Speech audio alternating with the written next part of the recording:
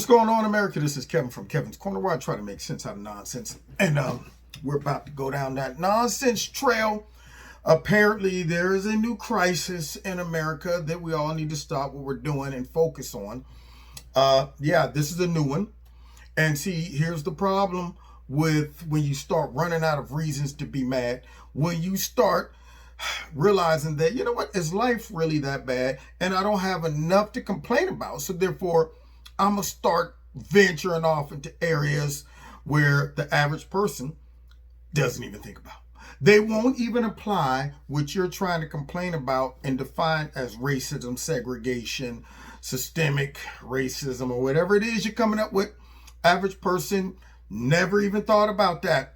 Average person doesn't commit that to their everyday activity. Might not even want to participate in whatever you're participating in or not participating in that you feel is very important. So what you have to do now is project that onto everyone else and start looking for stuff that makes our whole society, human nature, look very fragile, so gentle. We have run out of serious reasons to be mad and to feel like we're discriminated against and to point racism at. So now we're just going to go ahead and just downplay racism, discrimination to this level. Are y'all ready for this? The new crisis is that the national parks don't have enough black people visiting them. And it is a result of, you know it, systemic racism. Let's get in it. So let me see. This right here is a video that comes from, I believe it's ABC News, one of those networks, where they decided to pick this up as a story and go out and find 1, 2, maybe top 4, maybe people who actually got the nerve to get on TV and pretend that the choice that black people make not to go visit national parks is because of systemic racism. I hate to even have to address this one, but this is how stupid it is. Let's check it out. America's national parks and public lands have long been places of refuge in times of turmoil. But new government data first shared with ABC News shows people of color are less likely to take advantage of the great outdoors. Our Devin Dwyer takes a look at why that is and why it's so important for our collective health and the future of the parks themselves. Did y'all hear that? Take advantage of the parks. That's right, people of color. I'm going to go ahead and just say black people. But we're less likely to take advantage of those public parks. Now, I don't know about these Caucasian people right here and how much interaction they have with black people. I'm pretty sure that if you go into a predominantly black, neighborhood and start asking black people, do you feel like you're being discriminated against and can't go visit a national park, the outdoors, most of them would say, no, I don't want to go there anyway. Haven't you watched enough scary movies? Do you see black people out there camping, out there talking about, I have no idea how this bear ended up ripping up my tent and attacking me and my wife and the kids because I wanted to live out in the outdoors. You don't find too many brothers who even watch movies where they might watch, say, some white person say, you know what would be a great idea? To climb Mount Everest. Then all of a sudden, you're stuck up there freezing to death, wondering, what have I got myself into? See, these are things that most black people say, I don't want to do that anyway. But of course, white liberals think that this is a problem, that we don't have enough black people up there visiting some of these outdoor escapades. So they did a whole series on it, and they're going to bring in some black people to tell us why we should be mad about this and find this to be racist and discriminative. Let's listen. Sweeping vistas stir the soul. Wildlife and waterfalls awaken a sense of wonder. The American wilderness, a playground for old and for young, and overwhelmingly white. When you look around, you don't see people that you identify with. You don't feel welcome. You feel out of place. You feel literally like you are an outsider. You are an outsider. You're in the wilderness. The reason you don't feel like you are in the right place is because the animals live there. That's their homes. You came to visit there, all right? So when people go out visiting all these places and end up being eaten, lost, starved, all of those things, froze to death, I'm sure as they come to that conclusion that I'm probably going to die, they go, you know what? I shouldn't have came out here. I shouldn't be out here. As the bear's biting into your neck, you're probably going, why am I out here? As you're drowning because you wanted to go fish the salmons out of the water and slipped and slid down the river, you're thinking, why am I out here? So this woman right here makes the choice to go out there and enjoy the wilderness. But yet, for some reason, because all these black people are not out there with her, she feels like she shouldn't be there. Has nothing to do with her own individual choice. Has nothing to do with black people's choices not to come. This right here is her personal choice. She's out there, and then she feels out of place because she don't see people of color. Now, this is where you take racism too far. When you got to dummy it down to this. Y'all see this? Someone out there is listening or watching this series or this show, and they're going, that's so sad that these black people, they don't feel comfortable going out there in the outdoors. You know what? You know what we should do? We should start some type of movement to make black people want to go out to Yellowstone. Even though they don't necessarily want to, there hasn't been groups of black people complaining about it. No black person has said we feel like we can't go, none of that. But we feel that this is an issue for black people. Therefore, we're going to bring it up and do a whole segment on it and bring in a couple crazy folks like this. You ever seen somebody get so woke that they are asleep? This is when you're so woke, you're dead asleep and don't even realize it. Let's finish this. People camping. When she was 8 years old, her family moved from India to Minnesota, where she fell in love with the outdoors. 20 years later, she's still astonished not to see more people like her. Some people might say, isn't this just that people of color don't like to camp? Yeah. And to that, I would say, no, right? That's a generalization.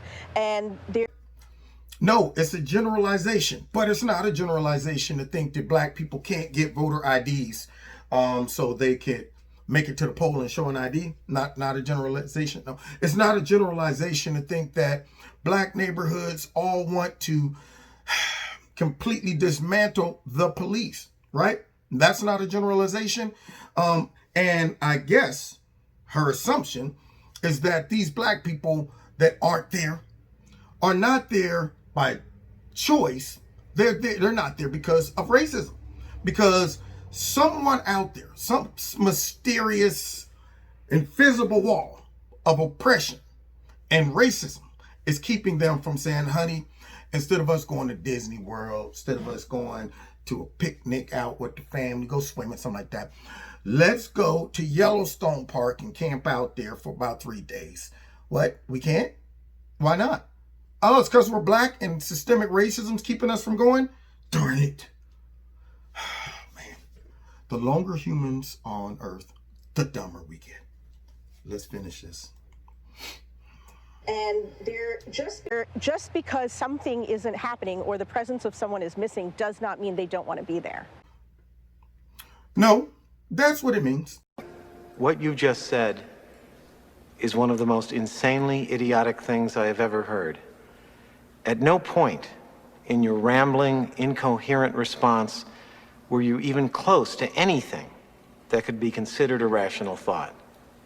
Everyone in this room is now dumber for having listened to it. I award you no points, and may God have mercy on your soul. See, I'm not going to go somewhere where I don't want to be. And then by me not being there, you say that I really want to be there. But the reason I ain't there is because of racism and not because I just don't want to be there. Makes sense to me. Americans of color, parks, campgrounds, and forest land are stubborn bastions of self-segregation. After 12,500 miles, 15 national parks, and untold state parks, I saw 2 black people. She said she saw 4. I saw 4. That was 1995 when Frank and Audrey Peterman took their first road trip to explore the nation's natural wonders. The history of America's wilderness loomed large. Historically, in the South in particular, many atrocious things that happen to black people in the wood. See who they're interviewing right there? Those two people have lived a very long time. Most likely, the fact that they can recall how they was in the South and was afraid to go in the forest because, you know, the white man, those darn racist Ku Klux Klan Democrats was out there and, you know, you just might disappear as a black man. The fact that you can still remember that shows that it is no longer relevant to the situation. Okay? In his mind, he's still talking about, okay, I'm going to go back in time and remember how it was, and now I'm going to apply it to what, today? Huh? They had to go find two people that looks like they're over 90 to even bring up the issue of race and tie it to a time where, yeah, because if you were in the woods, you were running from dogs or the police. And then if they caught you, there was too many trees around and too many ropes and stuff like that. All of that was a danger. But now, man, won't you take me to crazy town? Let's continue. Was a factor at the founding of America's national parks, created in part to be an escape for white urban elites. Several were racially segregated into the 1950s, many considered uninviting to people of color into the 1990s. We have an inherent fear, we do, because of our history, about going into these remote, rural places where we're not sure that we'll be accepted. That's a generalization. We don't have that fear. I hunt, I fish, I'll walk in the woods at any moment. I'm not sitting back worried about the horses and the Klansmen coming, dragging me out. If I don't go into the outdoors, it's because I choose not to. It's probably because a lot of these black folks don't even think about going out there in the wilderness. But yet you're going to generalize all of these black folks and the lack of their presence as because, you know what, we don't feel comfortable going out there. Not because a lot of black people don't like bugs. A lot of black people don't like laying out in the forest or hearing things in the forest that you don't normally see.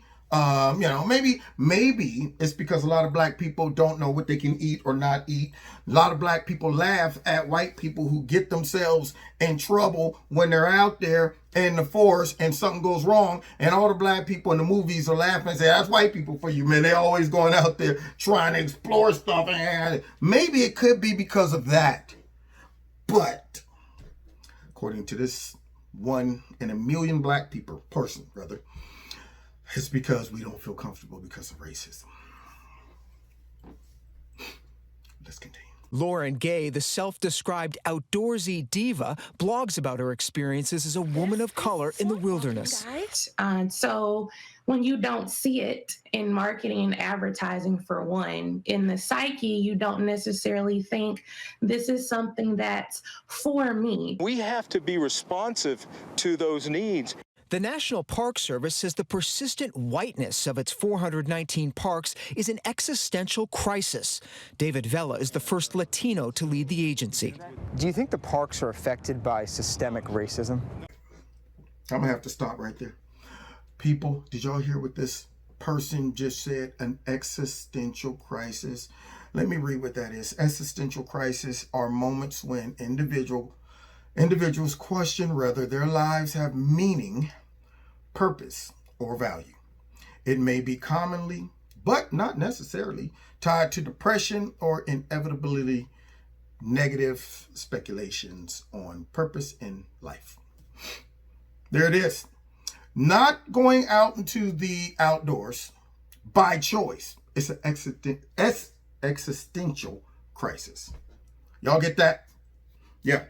A lot of black people are sitting on some psychiatrist's couch, sitting back like, Doc, ever since I was a kid, I wanted to go to Yellowstone Park and camp out, do some fishing, some hunting, set up a tent, maybe collect berries, and also identify all of the different types of animal dung and then classify it.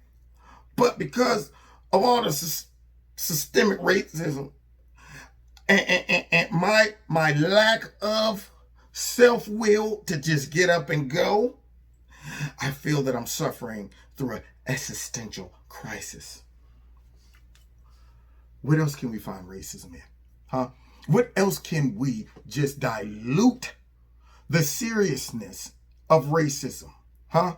This right here is so embarrassing to even listen to, and it's showing that people in our society are working real hard to find racism, to keep it alive, to manufacture it, to keep it in our frontal lobes, to make sure it's the number one topic folks are thinking about when you got to bring up stuff like black people not going into the forest is because of racism.